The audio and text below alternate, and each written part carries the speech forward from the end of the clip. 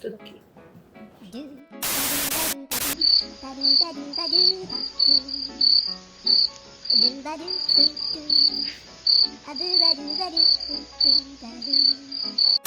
Empreendedorismo capixaba, de podcast de gestão. Cara, eu vou conversar aqui, o Gabriel me disse como eu vou conversar aqui com nossos amigos aqui. Um abraço, valeu.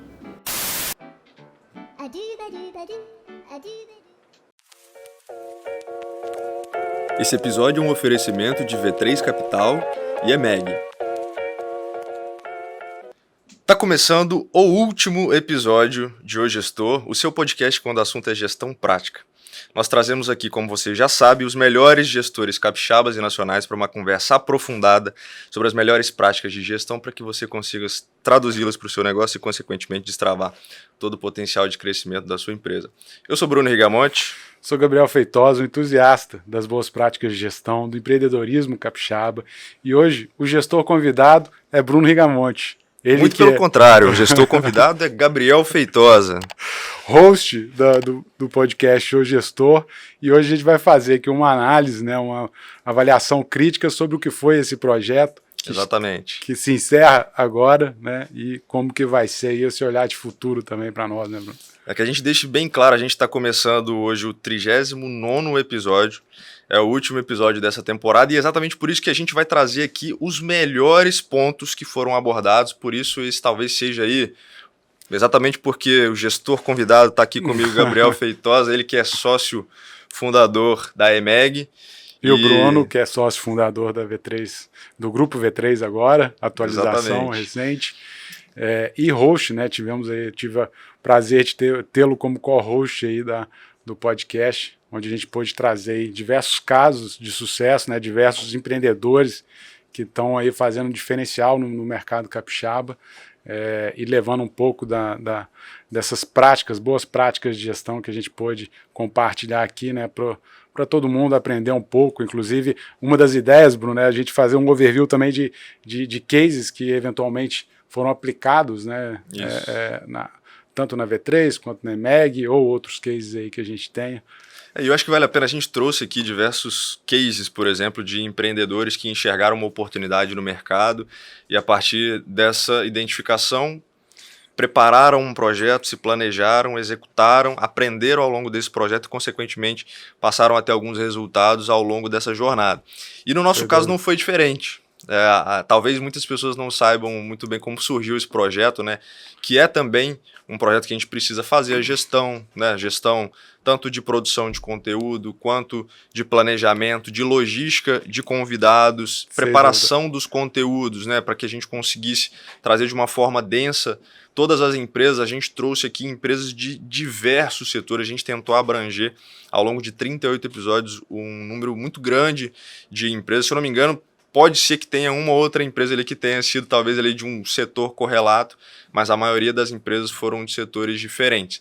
E aí eu me lembro que num determinado momento, eu, Bruno e você, Gabriel, a gente chegou a trocar alguma ideia, né, de, cara, no Espírito Santo talvez não tenha um conteúdo da forma como a gente gostaria de consumir, né? Nós, enquanto consumidores de conteúdo de gestão, a gente não estava vendo isso de uma forma tão aprofundada quanto a gente gostaria. A gente que está ali nos bastidores e fazendo gestão de outros negócios, a gente identificou que tinha uma oportunidade de fazer uma produção de conteúdo, né? Em linhas gerais, você tem diversos canais que vão tratar um pouco da história do gestor, da história da empresa, mas vão aprofundar muito pouco, né, como a gente tentou aprofundar no detalhe das práticas de gestão.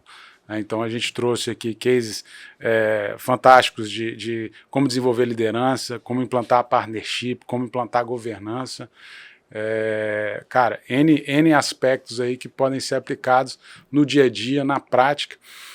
E realmente é uma lacuna que a gente viu, e até conversando com atores do mercado, né, que atuam, né, falando um pouco do business, etc., eles também compreendem e fazem a mesma análise de que falta justamente esse detalhamento. Então, a oportunidade, quando a gente estava lá há quase um ano atrás, pensando, planejando esse projeto, justamente como que a gente poderia, qual que seria o nicho de mercado que a gente atacaria para não fazer algo que seja mais do mesmo e que poderia gerar valor, né, para quem acompanha. Tem um aspecto interessante, Bruno, que eu falo assim, né, já entrando na primeira, na pauta aqui de como que foi idealizado o projeto, essa estrutura, né, o gestor é de fato um projeto, né, em toda a sua essência, né, mas lá no início, a gente, quando identificou essa lacuna, como que a gente faria justamente para trazer esses cases, né?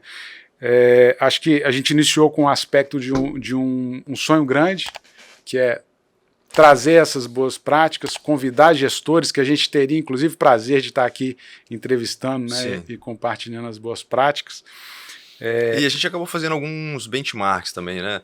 A gente, como consumidor de conteúdo de gestão, obviamente a gente tem um conhecimento consolidado, mas a gente está sempre em busca de novas percepções, eventualmente metodologias que a gente possa trazer para a nossa realidade, ou como que a gente pode se adaptar em relação a algumas coisas. Algumas coisas, obviamente, já são testadas e a gente consegue rodar isso de uma forma quase que padronizada, se adaptando a algumas necessidades, e outras a gente precisa estar sempre olhando um pouco para o lado, né? E acho que foi olhando muito disso que o projeto nasceu com esse sonho grande de, primeiro, impactar localmente no Espírito Santo. A gente conseguiu trazer diversas pessoas a nível nacional, né? A citar, por exemplo, o Oswaldo Zilli, que tem uma relevância muito grande a nível nacional. Pessoas que estão no Espírito Santo, mas que têm também uma relevância a nível nacional, como o próprio Wilson Hulli, que a época em que gravou o episódio do gestor, ele estava à frente da Login, e eu tenho uma pulga atrás da orelha, se não foi depois do nosso episódio aqui, que a Codesa começou a olhar um pouco para ele, aí ele assumiu como presidente recentemente da Codesa aqui no Espírito Santo, mas que tem também, obviamente, uma relevância a nível nacional por ser uma instituição ali de gestão portuária, né? E aí, a partir exatamente desses benchmarks que nós identificamos, né, de projetos que aconteciam em outros locais, a gente falou, poxa, vamos fazer isso aqui no Espírito Santo, não tem ninguém fazendo, e eu tenho convicção de que hoje a gente é, de fato, uma referência em produção de conteúdo sobre gestão aqui no estado, tanto que a gente começou num primeiro momento de pessoas, a gente ir atrás das pessoas, e chegou num determinado momento que algumas pessoas começaram a nos procurar para, cara, gostaria de participar, como é que a gente faz para poder participar, enfim. Obviamente, com muita humildade estou falando isso aqui, porque é fruto de muito trabalho, né?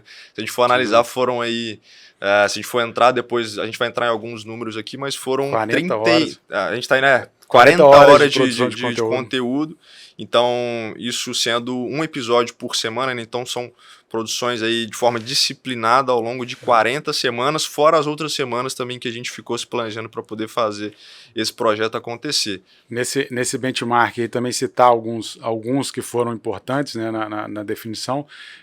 Eu lembro que eu olhava muito para o Man in the Arena, né, num conceito, na época em que eles produziam, né, no mesmo formato, 2 co-hosts e tal, e traziam, cara, eu lembro deles entrevistaram o Guilherme da Uber, e atores que enfim, tinham expressão nacional. A gente também olhou para o podcast, se eu não me engano, o Sócio, né, que foi uma referência que você colocou, e foi interessante que, então, assim, a gente encontrou o nosso modelo, que seria explorar em detalhe práticas de gestão, né, olhando para cases capixabas. E lembro também, acho que você se recorda bem, que a gente passou por um momento de criação da identidade visual e do nome, né? De fato foi a criação de uma empresa, né? Assim, a gente não tem talvez aí o porte de uma empresa que operacionaliza ali em termos de monetização, né? Aquela questão de um comercial rodando, mas todo o trabalho que a gente foi desdobrando depois é de fato uma empresa. Então, se a gente for analisar, a gente começou a fazer um pouco dessa segmentação. Cara, quais expertises o Gabriel consegue entregar aqui para o projeto, quais expertises o Bruno consegue entregar para o projeto. E tiveram alguns nomes bizarros, estou lembrando de um aqui, por exemplo, que era PDCast, né? Que era uma questão de PDCA / podcast, entre outros, e enfim, acho que a gente escolheu um nome que é super apropriado porque a gente está produzindo, e lá começamos, em novembro do ano passado, começamos a desenhar, já olhando, né, para fevereiro desse ano, para como que a gente organizaria, né, teria realmente o plano de trabalho a ser executado para colocar no ar durante 39 semanas, episódios todos, né? Ao longo dessa jornada a gente teve a participação de várias pessoas também, né? Então, a identidade, por exemplo, foi feita pela Duda, né? Que acompanha a gente ao longo de todo esse projeto, né? E aí... Uma gigante capixaba. Uma gigante capixaba. Então, tudo que vocês veem, por exemplo, de identidade visual foi idealizado por ela também. E a gente teve, ao longo dessa jornada, a capacidade de ter que se adaptar em alguns desafios também, né? Então, sem dúvida. A gente tem os nossos negócios, a gente, obviamente, ele precisou fazer um alinhamento. Cara, quais expectativas a gente tem em relação a isso? Isso é muito comum em muitas empresas, né? Com os nossos stakeholders, né? Com os nossos sócios. Falar, vou gastar uma energia, um tempo, né? Dedicar aí 2, 3 horas que seja. E foi de fato uma joint venture, né? Então, se a gente for pegar aí, por exemplo, fazer um comparativo aqui da gestão desse projeto, né? Foi o caso. A gente unir forças para poder colocar esse projeto para rodar. Mas também de uma forma um pouco inesperada, né? Se a gente for analisar um pouco aí da estrutura, né? Olhando principalmente a V3 e a EMEG, seria talvez um contrassenso essa parceria da gente produzir esse conteúdo. Né? É uma atuação em rede de 2 players que eventualmente são concorrentes em algumas atividades, né? Mas acho que, de novo, voltando para o propósito, né? Para o sonho grande de levar esse conteúdo, inclusive eu estava falando com você antes, quando eu olhava a qualidade do material que vocês produziam, né, a qualidade de vídeo, de áudio que vocês produziam aqui internamente, e lembro de algumas tentativas que eu tentei fazer na EVEG de produzir conteúdo nesse sentido, eu falei, cara, é uma parceria que pode dar muito certo. Em contrapartida também, vou chamar de a rede de relacionamento, né, que eu construí, que a EMEG construiu, mas que eu construí, por exemplo, no governo, também ajudou a gente a trazer alguns convidados de peso e tal. Então isso acaba sendo uma sinergia, uma atuação em rede em prol, né, desse propósito de trazer as boas práticas aí. E se a gente for analisar, por exemplo, né, para quem não sabe, a gente faz essa gravação até o momento dentro de um hub de inovação, que é o Base 27, Perfeito. E o Base 27 ele foi construído exatamente por empresas que concorrem entre si. E aí a gente começa a analisar que esse sonho grande, né, de gerar um impacto, de propiciar uma evolução do próprio ambiente de negócios aqui no estado e, consequentemente, no Brasil, é uma forma que a gente encontrou de eliminar essas áreas sombreadas e trabalhar em prol desse propósito comum para que a gente conseguisse atingir realmente esse propósito maior. Né? E aí, se a gente for fazer avançar um pouco no projeto, né, a gente pode avaliar, por exemplo, que diversas pessoas, né, que eventualmente foram clientes ou são clientes da EMEG e vice-versa, clientes da V3 que foram convidados e aí a gente teve a participação dessas pessoas no podcast.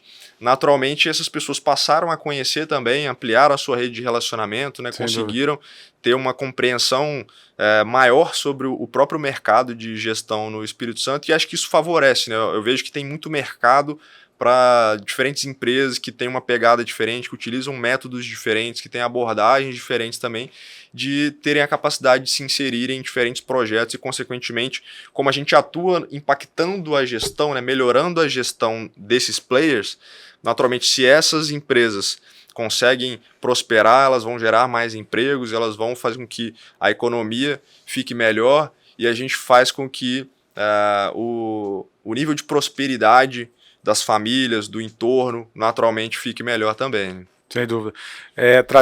Trazendo aqui então para a nossa estrutura, né, a gente falou de um sonho grande, do alinhamento de stakeholders, de uma atuação em rede, né, entre parceiros, da concepção do programa, e foi interessante durante a nossa execução, achei que você ia entrar nesse ponto, como que o PDCA ele foi fundamental no aprendizado e no amadurecimento, né, da nossa prática de gravar, etc. Né? Acho que não tem problema nenhum a gente comentar aqui, mas a gente teve no início, né, que ajustar a questão de som, questão muitas vezes de imagem, né, de fazer. Teve também ali vamos chamar assim, o modelo MVP nosso, né, que é como que a gente estruturaria ali. Eu vou deixar uma pulga atrás da orelha dos nossos ouvintes, enfim, de quem está assistindo esse episódio.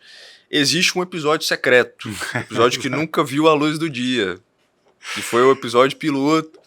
Ele não foi gravado, por exemplo, nesse estúdio que a gente está gravando aqui. Se você consome esse conteúdo, por exemplo, de forma recorrente, você está vendo que a gente está num formato hoje também diferente, porque a gente não tem um convidado externo.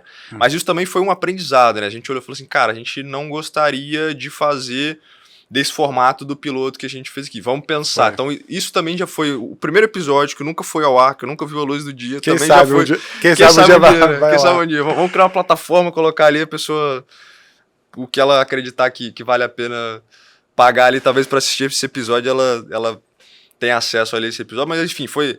a gente pode falar aqui abertamente como foi, né? A gente se entrevistou, na verdade. Né? Exatamente. Então foi um pouco disso também. Né?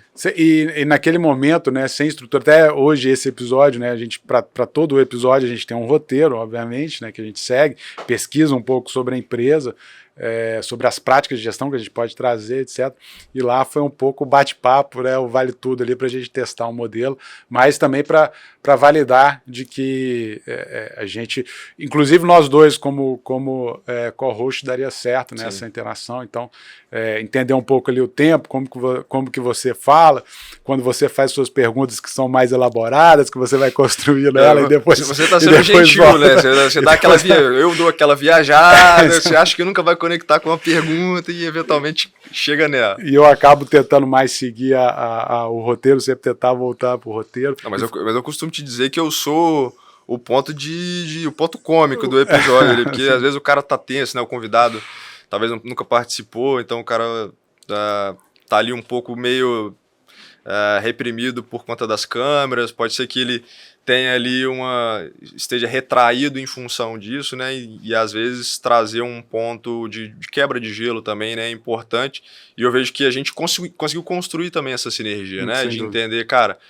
quando que a gente vai mais by the book, a gente teve vários desafios de, por exemplo, cara, a gente exauriu as perguntas, como é que a gente vai se adaptar para entrar um pouco ali dentro do tempo de projeto. Então, tudo isso foi adaptação que a gente foi fazendo também, né?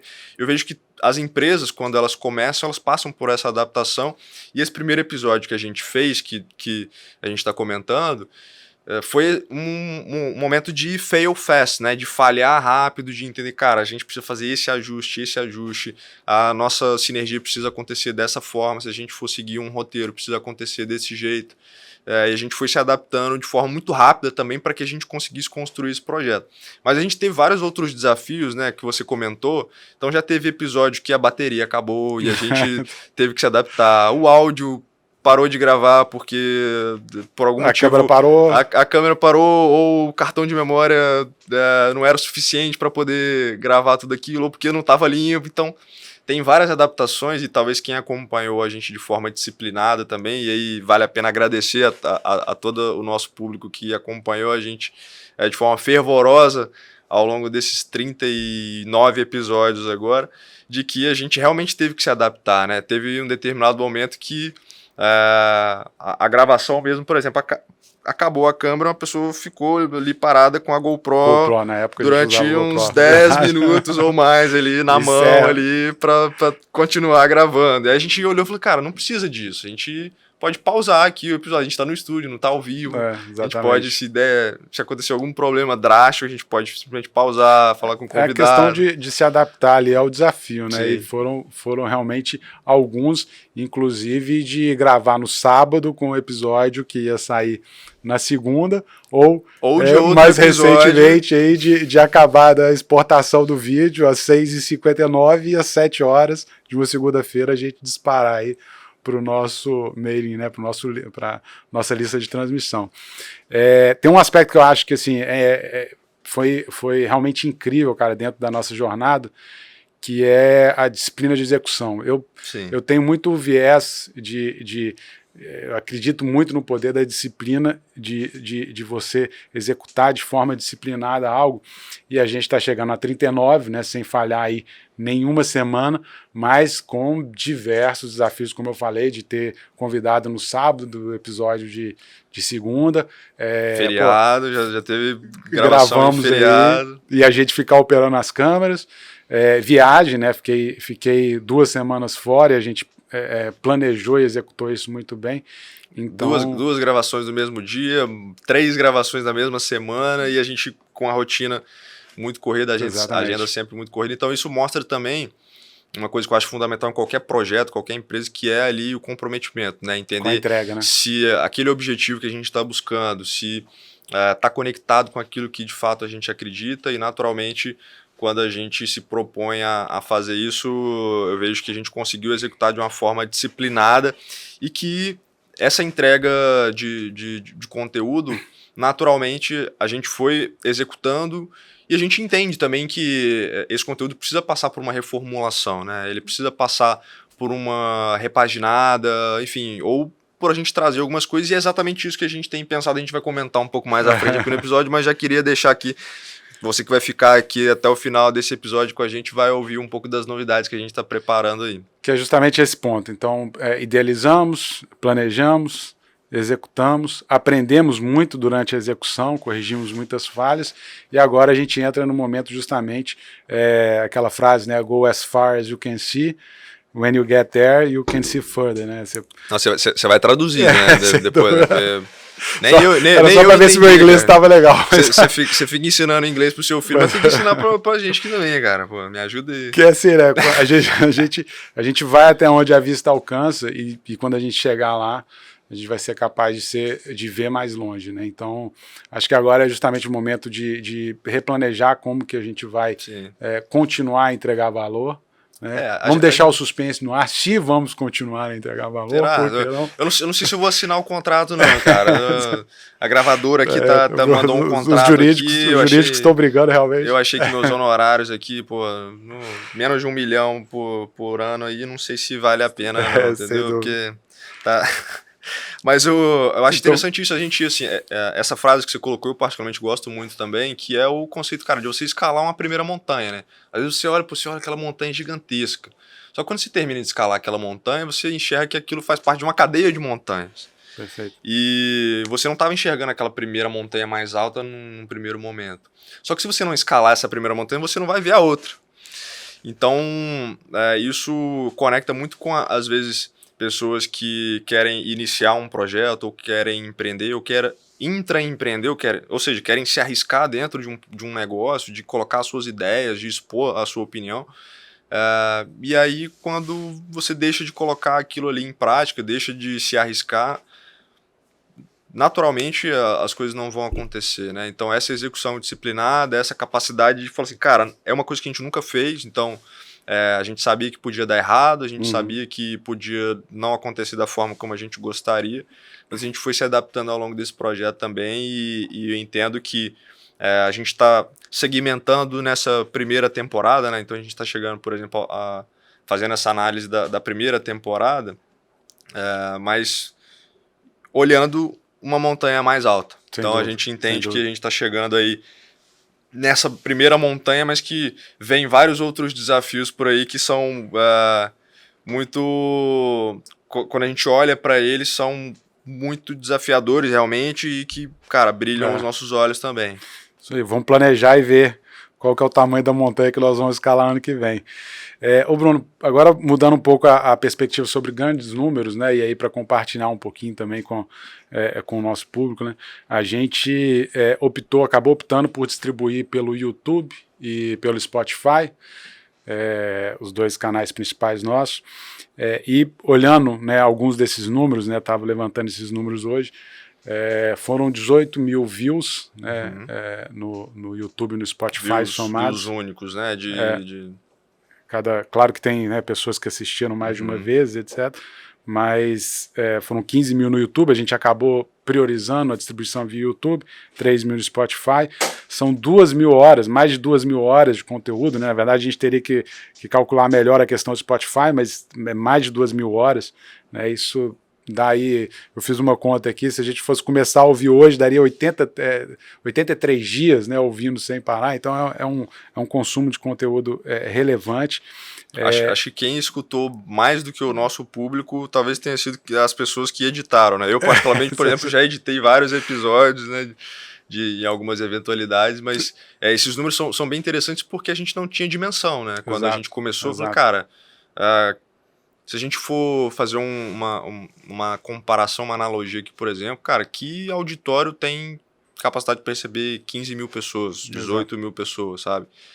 E a gente às vezes começa a se comparar em termos de, cara, de audiências de milhões, enfim, mas tudo tem um início, né? A gente entende que esse início dessa trajetória já é surpreendente em relação ao que a gente tinha. Porque a gente começou, cara, de fato como um MVP, sem né? dúvida, sem dúvida. De forma muito despretensiosa também. E pegando esse número que você falou, de 18 mil, né?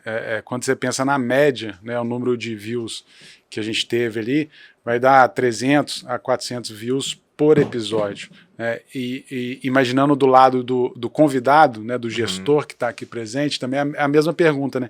Quando que você fez uma palestra, né, quando que você pôde compartilhar as suas ideias para 300 pessoas? Sim. Então de certa forma, isso também, a gente gera valor também para o entrevistado, né? A gente sabe de casos aí de empresas que estão utilizando o episódio para fazer onboarding de funcionário novo, né? Então, você chegou na empresa, escuta esse episódio aqui que você vai entender como que a gente trabalha. Então, e de uma outra ponta também, já teve cliente nosso que o conselheiro de administração dessa empresa falou assim, é obrigatório vocês assistirem o gestor, se vocês quiserem seguir uma trilha de liderança aqui na empresa. Então, isso, pra gente, é uma forma de se sentir lisonjeado, né? Da produção do conteúdo, a gente conseguir fazer isso e o impacto que a gente consegue gerar nas pessoas que consomem, mas também nas pessoas que vieram aqui. Sem dúvida. Gerar valor. A troca tem que ser sempre essa, né? Sim. A gente vai ter tanto mais sucesso em trazer grandes nomes, né, grandes gestores, quanto a gente conseguir gerar valor para eles também, obviamente. E aí a gente tem cases, por exemplo, de pessoas que depois de passarem pelo episódio do gestor, da divulgação, viraram palestrantes, cara. Foi tão marcante isso para a pessoa e eu acho isso, cara, maneiro demais de conseguir fazer com que a pessoa que estava ali um pouco... tinha empreendido, estava um pouco fora do mercado da economia real, estava como investidor em alguns projetos, mas que por trazer essa experiência de empreender, né, da forma como geriu um negócio recentemente, várias outras pessoas identificaram, cara, esse conteúdo desse gestor é muito relevante, eu quero trazer ele aqui para falar para a minha equipe. Então isso foi também para a gente um motivo de muito orgulho dessa capacidade de distribuição, mas também do impacto, né? De dar voz também para empreendedores, gestores e, enfim, pessoas em níveis de liderança, de conseguirem passar os seus resultados, a sua mensagem, e que isso, por que não promover também ali outras novas interações a partir da participação no podcast, né? Exato. E ainda aprofundando um pouco mais nos números, né? Acho que todos os 37, 38 foram fantásticos. Mas a gente fez aqui também uma relação de top 5, né? Quatro eixos de top 5 aqui, que foram os mais com maior número de view, com maior tempo assistido, com maior retenção, né, do telespectador, olhando para o YouTube, e o top 5 do Spotify também.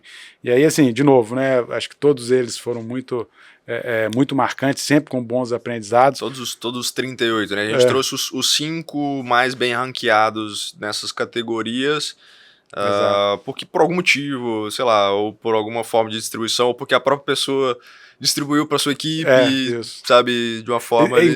Inclusive isso foi um diferencial para quem era convidado aqui e distribuía, né, fazia um esforço de distribuição de conteúdo, a gente via que o número de dava views... um pico de audiência. Né? Sem dúvida.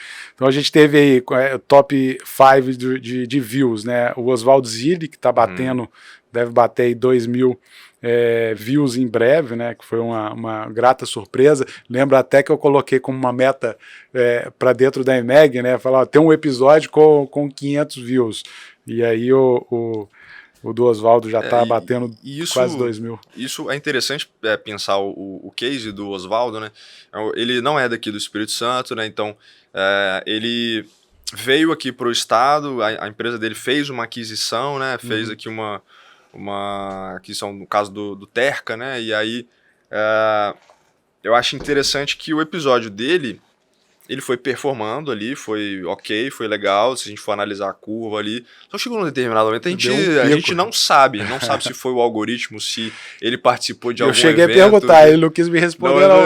Mas teve uma explosão. Teve exato, uma explosão e um tempo muito depois da divulgação inicial, né? Então, não necessariamente foi por conta porque a gente sabe que quando o episódio sai, ele tem um pico natural, mas que foi num determinado momento. Aí entra um pouco desses juros compostos que a gente acredita muito que o projeto vai acabar tendo, né? Então, esses views que a gente está tendo agora, essa cadência, essa disciplina de produção de conteúdo também, vão fazer com que esses outros que a gente vai falar aqui também tenham a possibilidade de performar da mesma forma. Sem dúvida. Então, só para continuar o top 5 de views, o Oswaldo, né, da Zilli, o George, da Civit, Diego, da Harley, o Wilson, do TVV, e o Rafael, da Origins, né? Então... Esse em número de views, né? O top 5 em número de views, né? E a gente tem em número de horas, e aí tem aí também... obviamente o número de views acaba impactando também um pouco nesse número de horas. O próprio Oswaldo aí figurando aí novamente em primeiro lugar, seguido do Diego e Jorge. Aí teve uma pequena alteração aqui, o Diego passando na frente, o Ângelo da Apex e o Luiz Cordeiro, também um episódio que também foi um episódio fantástico de governança corporativa. E aí uma outra métrica é retenção, né, que é o tempo que a pessoa fica ali assistindo. Aí muda um pouco, né, a lista, mas o Diego, novamente aparecendo na lista, o Luiz Cordeiro, o Leandro, da Borracharia do Leandro, o Ângelo da Apex e o Rodrigo da Zite, aí, todos ficando com uma retenção aí acima aí de 15 minutos, né, de cada episódio. Tá? E aí, se a gente olha das pessoas que escutaram inicialmente em áudio, depois a gente no Spotify começou a colocar tanto em áudio quanto em vídeo, né? Mas a gente entende que o perfil de público acaba sendo um pouco diferente também, né? Porque às vezes a pessoa que está ali escutando o podcast no Spotify, por exemplo, ou em uma outra plataforma de áudio também, que a gente começou a inserir em outras plataformas de áudio depois, a pessoa às vezes está fazendo alguma atividade e o podcast acaba sendo talvez ali uma atividade secundária. Então, o Ângelo da Apex, o Alberto da Suzano, o Gustavo Ribeiro da Marca Ambiental, o Diego da Harley e o Gilvan da EMEG. E aí, cara, é interessante que esses conteúdos, conforme eles foram sendo divulgados, as pessoas que estavam próximas da gente ali também conseguiam conectar algumas coisas e falar, cara, pô, esse episódio foi legal. Às vezes a pessoa não comentava no outro, mas algumas questões, algumas lacunas de gestão foram preenchidas por pessoas que às vezes se identificavam mais com uma necessidade imediata, né? E aí vários cases aqui foram muito relevantes para ter essa compreensão. Me marcou muito, por exemplo, que foi um dos primeiros episódios, e aí a gente pode deixar um card aqui para as pessoas irem assistindo também os episódios, a gente vai colocar todos os episódios aqui na descrição também que a gente colocou no ranking. O case do Gilvan foi bem interessante, que ele falou sobre PDCA, né? E aí ele desconstruiu muito a ideia de que o PDCA é uma coisa muito engessada, aquela coisa arcaica, ou que talvez é um método que precisaria ser substituído. E o PDCA é uma forma muito mais simples de você ter a capacidade ali de olhar como que você precisa realizar um planejamento, colocar isso de uma forma estratificada, entender quem que são os responsáveis por determinar, por executar determinadas tarefas, né? Executar essas tarefas, né? Então entra aí a disciplina de execução, checar se essas tarefas e esses objetivos foram executados da forma correta, quais que são os aprendizados que você precisa refletir e internalizar e agir em torno ali desses insights, né? Então isso foi, por exemplo, uma coisa que para mim, dentro da gestão de negócio, marcou muito também. E o próprio caso do Diego, cara, da Harley, eu vejo aparece em todos os rankings, que aparece em todos os rankings, é o único que aparece em todos os rankings, né? Ele falando sobre experiência do cliente, né? Como que, cara, ele conseguiu realmente construir uma comunidade e a partir das experiências geradas que ele estava dentro de uma franquia, né? Então ele, enquanto franqueado da Harley Davidson, a Harley tinha ali, cara, uma estrutura a ser seguida e várias outras coisas de experiência do usuário, do cliente, que ele foi criando não estavam nesse book inicial, né? Então, as coisas que ele foi criando não estavam by the book ali, foram coisas que ele foi construindo em conjunto com o time, a forma como ele teve ali a capacidade de atrair pessoas que não eram necessariamente vendedoras, eram pessoas que às vezes o cara era um garçom do Outback, o cara ele já tinha conhecido num outro trabalho. Então, pessoas que, se você olhar, à primeira vista, não tinham absolutamente nada a ver com o negócio em si, mas que ele foi conseguindo construir essa experiência. E foi um episódio que particularmente, eu vejo que teve um impacto muito relevante. E várias pessoas comentaram isso e que... E pro próprio Diego, né? Que outro dia eu encontrei com ele, ele falou justamente, rapaz, tô sendo chamado para outra palestra. Então isso foi muito legal. Óbvio, a gente está pensando alguns aqui, mas que não, todos eles, naturalmente todos eles, cara... Não dá para falar dos 38, mas realmente tem muita coisa boa. Eu vou pegar um gancho também e falar um pouco você deu um exemplo aí. Sim, a gente aplicou muita coisa na IMEG, né? Eu olho, esses bate-papos acabam me fazendo refletir muito.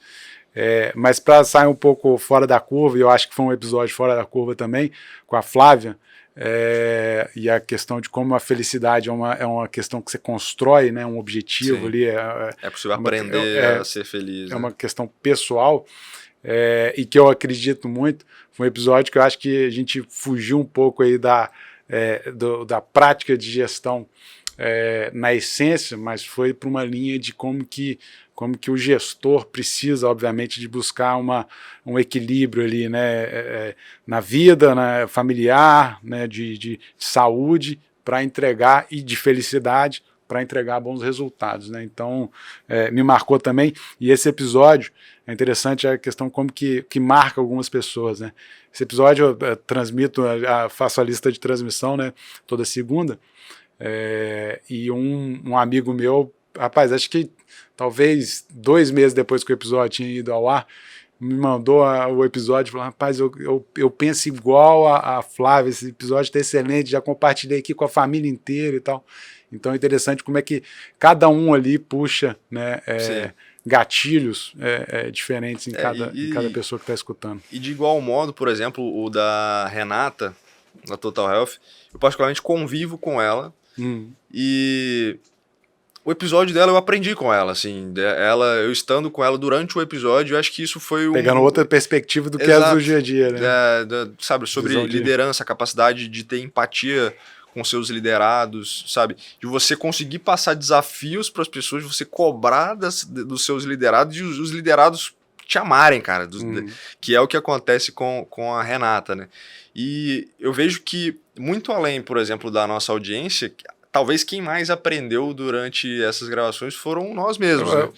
Porque acaba sendo uma mentoria, cara, de você conseguir sentar pelo menos por uma hora ali com uma pessoa que tem uma alta densidade de conhecimento sobre gestão de negócio em diferentes áreas, diferentes setores, diferentes perspectivas, e consequentemente, só da gente conseguir passar um pouco desse conteúdo para a nossa audiência também, e isso faz com que a gente se motive, continue se motivando cada vez mais a continuar esse projeto, né? E para mim, especificamente, Bruno, enquanto a gente estava gravando, muitas vezes a pessoa estava lá, obviamente, expondo, respondendo alguma coisa, e eu estava prestando atenção, obviamente, mas também pensando em como que seguiria o bate-papo. Então eu, como prática, né, sempre escutava, né, segunda-feira, escutava o podcast justamente para tirar esses insights.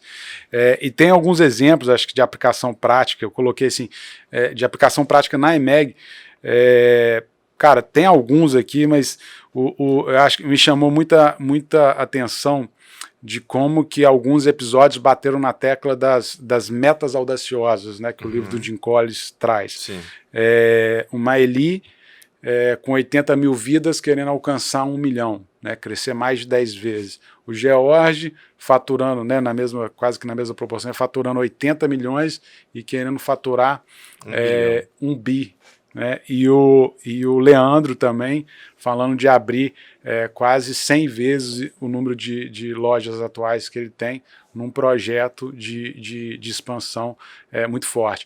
Então, cara, isso não só guiou o nosso planejamento estratégico que a gente está fazendo agora, como a gente aplica, né, planejamento estratégico nos nossos clientes. Cara, eu já começo com o Big Goal. Qual que é o Big Goal? Como que a gente vai impactar? E como que essa definição desse número grande é importante para orientar a execução de longo prazo, né? Então, me chamou muita atenção nesses episódios, como que todos eles tinham o tal do Big Harry and Audacious Goal.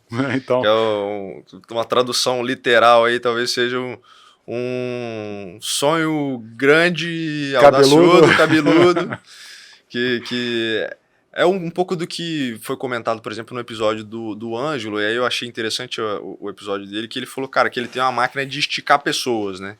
E aí acho que esse sonho audacioso, ele tem essa capacidade Apex, né? de você olhar que na literatura a gente vê que talvez seja ali um moonshot, né? Como se você estivesse dando um tiro na lua, né? Então você tem objetivos que são um tiro na lua, outros que são um pouco mais baixos, mas que se você não tiver esse tiro muito alto, você acaba deixando muito da sua possibilidade de execução, de expansão do negócio, de atingimento de resultados que seriam muito maiores se você deixar de ter isso na mesa, né? Uma coisa que, particularmente na V3, eu também bato muito na tecla, né? Mais do que apenas você ali, cara, bater meta ali de aumentar o número de clientes, aumentar o faturamento, aumentar a NPS, que são coisas ali muito da operação de dia a dia, de execução do trabalho mesmo ali, da satisfação do cliente.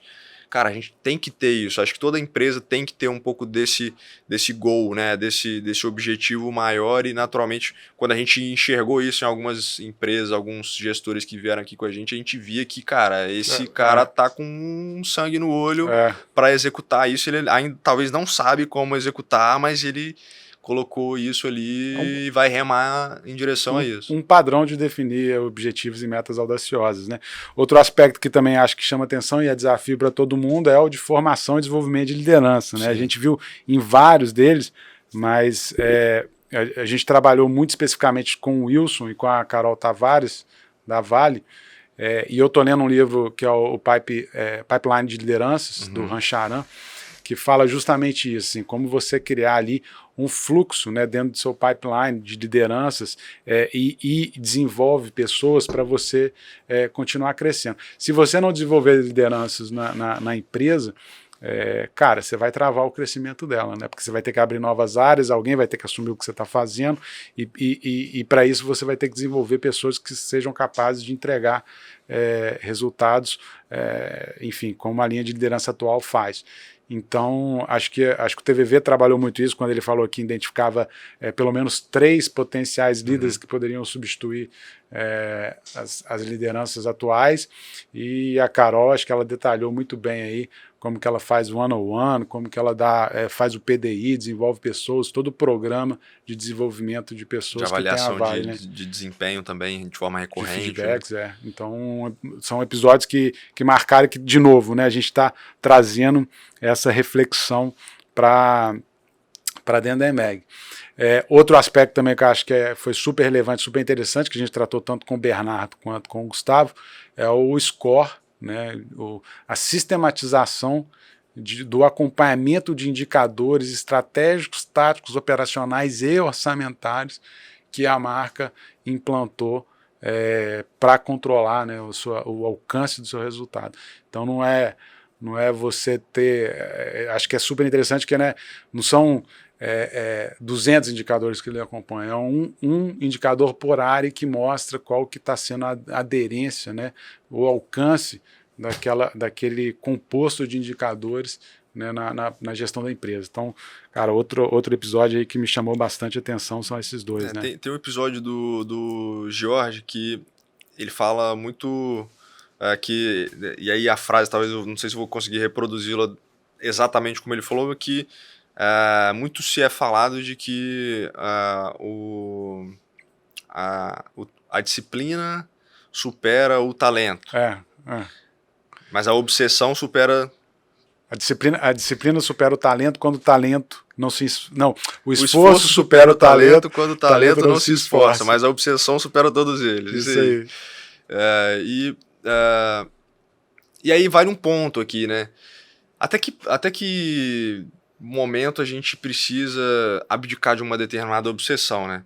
O Jorge comentou muito sobre obsessão na busca dos resultados, no atingimento dos objetivos. E isso, cara, é louvável, né? De você olhar e falar assim, cara, eu sou obcecado, eu não tô me esforçando.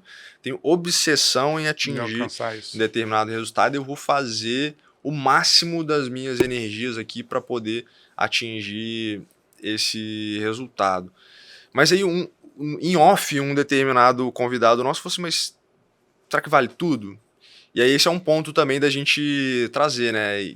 A obsessão, naturalmente, com a energia alocada da forma correta, né? Sem dúvida. Com o trabalhando da forma correta, com ética, enfim, dentro dos aspectos da moralidade e obedecendo também aquilo que a gente precisa dentro do marco regulatório e tudo mais. Então, a obsessão, talvez as pessoas possam confundir que seja fazer o que tiver que ser feito para atingir o resultado. Não é isso, né? A obsessão é, de fato, ali você alocar energia de forma extraordinária no atingimento desse resultado. Essa frase do Jorge fez a gente refletir, inclusive sobre o statement da EMEG, né? Que a gente tem um perfil...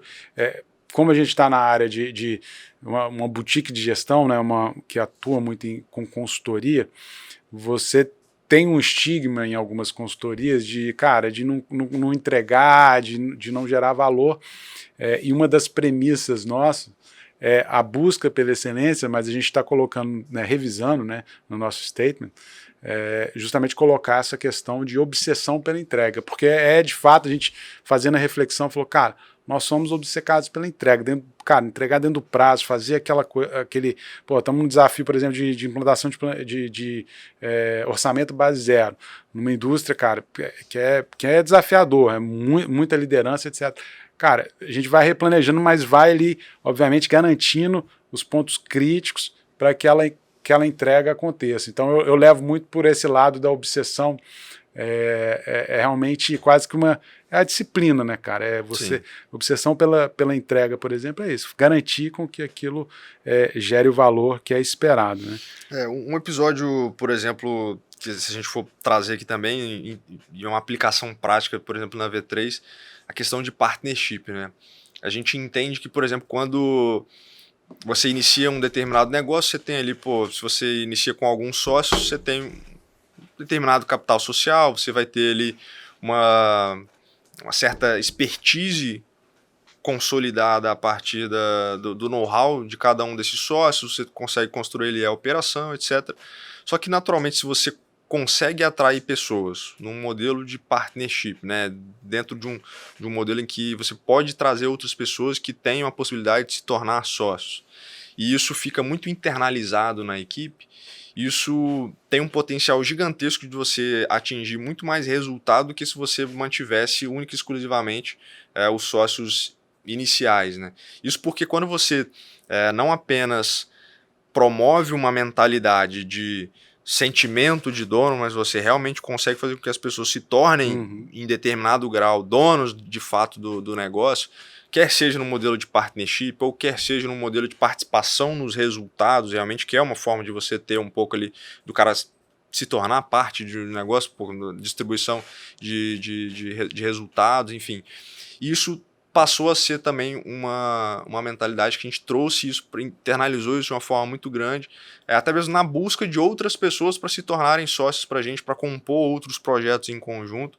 E ao longo desse ano a gente conseguiu também evoluir a nossa própria empresa, né? Então a gente começou a entender, cara, como é que eu posso reformular as minhas áreas de negócio. Ao invés de áreas de negócio, a gente criou outras empresas, a gente trouxe outras empresas para serem parceiras, por entender que em determinado momento, quando eu conseguiria, eu teria uma certa execução de um trabalho na gestão do negócio de outras empresas, ou no modelo de consultoria, ou, enfim, assessorando dentro de um aspecto de finanças corporativas também, chegava num determinado momento que tinha um determinado trabalho que não estava no meu escopo, mas que eu poderia conectar ali perfeitamente com outra empresa parceira, e um modelo que eu também enxergo como sendo um partnership, né?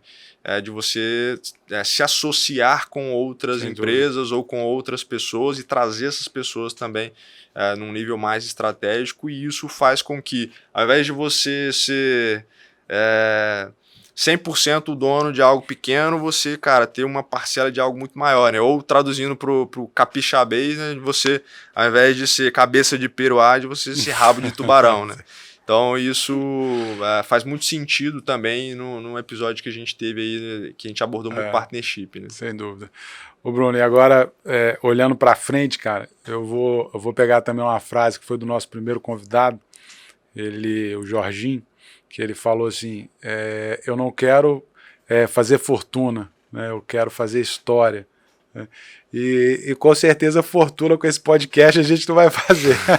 Quem sabe? A gente está na primeira montanha ainda, vamos ver as outras. Mas eu acho que a gente está no caminho de realmente fazer um diferencial dentro dessa discussão, né, sobre práticas de gestão e quem sabe inspirar pessoas e empresas e compartilhamento de boas práticas. Mas o que você pensa aí para o futuro em termos de gestor? O que você tem aí como, diria assim, gatilho inicial, né, para a gente pensar aí nas próximas montanhas? Agora realmente eu estou me sentindo convidado, né? Agora você começou a me perguntar, pô, tá igual o episódio do Leandro, cara. O Leandro, pô, ele começou o cara tá só ganhando tempo para responder, né?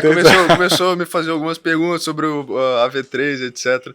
Mas foi bacana porque virou um bate-papo, né? Então a gente conseguiu trazer isso. Mas, cara, respondendo especificamente a sua pergunta, você vê que eu desviei o foco. Esse, na verdade, é o padrão seu. Você ganha o tempo para pensar um pouco e tudo mais.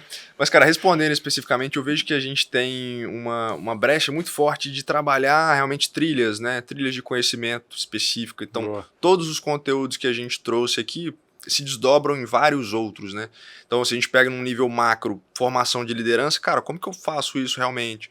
Como é que eu posso ter essa tradução aqui de níveis de liderança? Quais são os comportamentos de um líder? Como é que eu posso me desenvolver a partir das minhas soft skills para conseguir olhar oportunidades de crescer internamente dentro do próprio negócio?